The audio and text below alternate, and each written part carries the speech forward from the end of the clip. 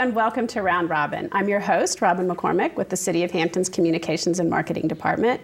And today we're going to talk with one of our local club organizations about some of the good works they do in Hampton and also in the larger area. My guest today is Ruthann Kellum. Welcome, Ruthann. Thank you. Thanks for having us. Now, you're here to represent the Kiwanis. Yes. But I should introduce you by saying most people will recognize your name and your face. You have been a longtime resident. You've served on City Council and the school board. How did you come to Kiwanis?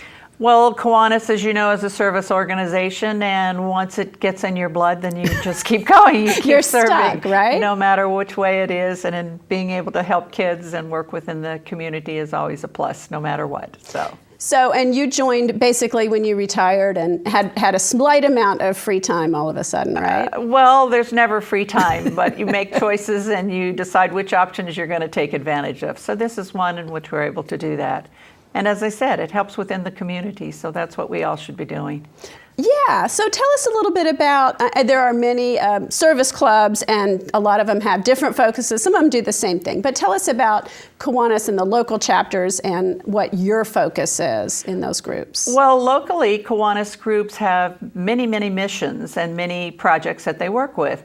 Internationally, and I'm saying internationally meaning worldwide, the main focus is to eliminate death by neonatal tetanus, and we call it the Eliminate Project. So starting from that, within the communities, we go for any projects that work with children, that help children's organizations. For example, the Mayor's Book Club in both Hampton and Newport News, and one of our clubs was instrumental in getting the Newport News Mayor's Book Club in place. And that's huge. Let's just talk about that for a second, because Sure. I think, in fact, the Kiwanis Club was really an initial sponsor and helped get the Mayor's Book Club off the ground by raising money and donating some of the books.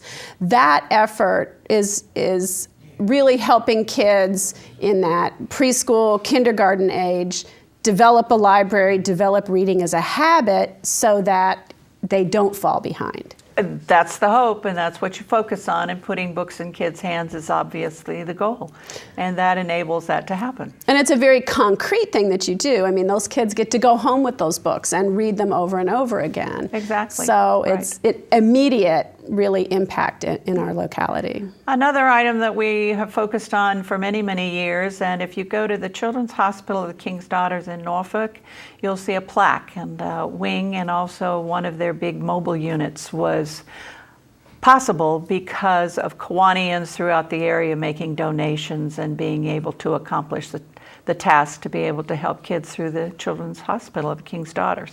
We have some Kiwanians who actually serve on their board as well. So there are a lot of fingers in a lot of places locally. The programs, individuals, we work with individuals if they have something going on. We try to be there to lend a hand.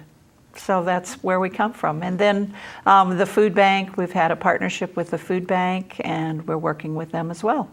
And that food bank obviously helps people of all ages, but it has a tremendous impact on families. A lot of their programs work toward, backpacks for kids, food Yes. for the weekend, Yes. Times when they're not in school and don't have that free lunch. How important is that to the community? Well, to those of us who do have food on the table, it probably doesn't register in our mind as much as to those who are in need of making sure that that dollar is able to stretch. And sometimes it doesn't stretch all the way. So food obviously is something, and nutrition is the basis for everything that comes about, as we all know. So learning for kids, adults being able to work and sustain themselves and be healthy. So all of those issues affect the whole community. It's not just you, it's not just me, but the entire community. So that's where we come from. As Kiwanians, that's what we want to do. So your partnership with the food bank then extends to one of your annual fundraisers. Absolutely. And one of those fundraisers has just been tremendous. We've been able to partner with the food bank, have the event at the site on Aluminum Drive. Which is cool. It's like a big warehouse, to have a party in. Absolutely. And while you're there, if you choose to come to the event, and we'll talk about that, they will do tours of the food bank and let you know exactly what their mission is and how you can help. So that is a big, big item that's coming up. And we're having that on the 26th of September. It's an annual event we've had in September for 3 years now, and it's been growing, and we hope that it will grow even further this year. Last year, we were able to donate 1,100 pounds of peanut butter and jelly. Oh, wow. With the participants who came, brought peanut butter and jelly, and that all went to the food bank. So in that makes addition a lot of to sandwiches. the money you raise by Yes. putting on the event, people also bring food, canned food or peanut butter and jelly. This year we're focusing on canned chicken and tuna. But if you bring peanut butter and jelly, it won't be turned down. Really, they can use almost anything. But I do remember some solicitations from them in which, protein really matters. People could donate ramen and things like that, but people who are in a food shortage really need the sustenance, the peanut butter, the canned chicken or tuna. Absolutely. And so the Kiwanis event that we have and held, we work within the community to gain sponsorships and raffle items and donations, and we sell tickets. So the tickets are $35 each. The features of the event, the music is by the Rondells, the original Rondells. The food is provided by the Virginia Seafood Council, so you're getting good, authentic seafood. And we have beverages that are included, and the ticket price, $35, includes all your food and all of your beverages you care to have. Boy, you must get a lot donated, because I don't see how you could make much money at $35 a head. Well, it's a challenge, but the community has stepped forward, and then we also do a raffle and we have an auction. So there are other things, and if people want to make donations for a good cause, we're always willing to accept tips or any of that sort of thing. So we do the best we can, and of course, knowing that the community's behind you makes a very big difference. Now, the Rondells and the shagging bring to mind a certain time period, a certain mood. Tell me a little bit more about that. You said you grew up on the West Coast. You were not of the beach music East Coast. No, I didn't, but I have learned so much. Actually, I'll share this story. The first year we staged it, it was at the time that Myrtle Beach has its big, huge event. And so we learned, even though we had, several hundred attendees, the shaggers were not pleased with us because we had scheduled it during their time away. So we've been able to make sure to coincide, and we, quite frankly, encourage a lot of the shag clubs. We contact them individually, their sponsors. They spread the word because the Rondells are such a big entity and have been so prominent within this area. Right. So there'll be a lot of shaggers there. There'll be a lot of seafood there. There'll be beverages for you to drink, and we are providing golf carts for transportation from parking lots. So if you're hesitating about, well, maybe I can't walk, we've even got all of that covered. So that's great. And you don't have to shag, and in fact you have alternatives to seafood for people who are not seafood eaters. Barbecue, right? If you're not a seafood person, that's exactly right. And I will put out there that there is not shrimp, because there is no shrimp in Virginia waters.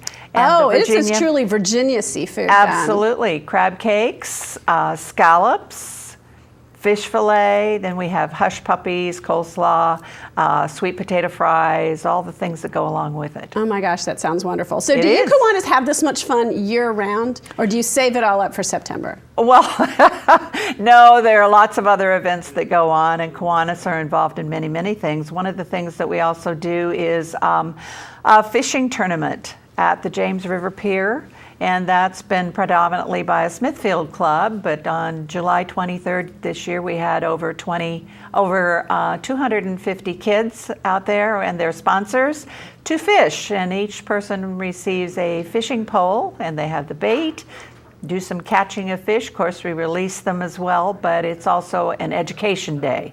So many volunteers come with their materials, teach people about the ecology of fishing and how it all works, and sustainability and economics and those sorts of things. Great. Yeah. Well, now I'm also going to ask if people are watching and think, maybe I want to learn more about the Kiwanis or potentially even join, how would they go about that? Well, as I said, Kiwanis is international. We have a website, just Kiwanis.org, and it tells all about it. They're connecting by zip code as to local clubs in the area, or any Kiwanian is more than willing to tell you about Kiwanis. We do a lot of outreach with different groups, and we're always looking for people to be of service in the community. I'll come to your house. I bet you will. You are very enthusiastic. And we have other people who do the same. We have one member whose name is Bill Black, and we call him Mr. Kiwani because he's always out there. And a lot of individuals. As you see, it takes a lot of work. It takes a lot of people coming together, but it is fun. You know you're doing something positive in the community, a lot of camaraderie, a lot of networking, contacts being made, and there are 10, 12 clubs within the area that are working on this event together. So we come all together for this one. Well, that sounds wonderful. And I want to thank you and the Kiwanis for the work you do, particularly with the Mayor's Book Club. Of course, that's a special interest to the city, Right. but also all the work you do for the community, because I think sometimes the service organizations are the unsung heroes who provide a lot of services that, you know, where people who might fall through the cracks, or where government might have to step in and taxpayers instead. So, well, it's important. It is. Service it is important, and we'd like others to join us. So thank you for having us today. Thank you. And before we close, we are going to give people a little taste of the Shag at the Food Bank with your special mascot. Absolutely, yes. Special mascot. Okay, and her name is Lynette Petit. Petit, and she is serving today as the mascot for the Shag in a crab. So you'll be experiencing Lynette with the crab paraphernalia and dancing. And a little bit of Rondell's music. Absolutely. So stay tuned. Thanks.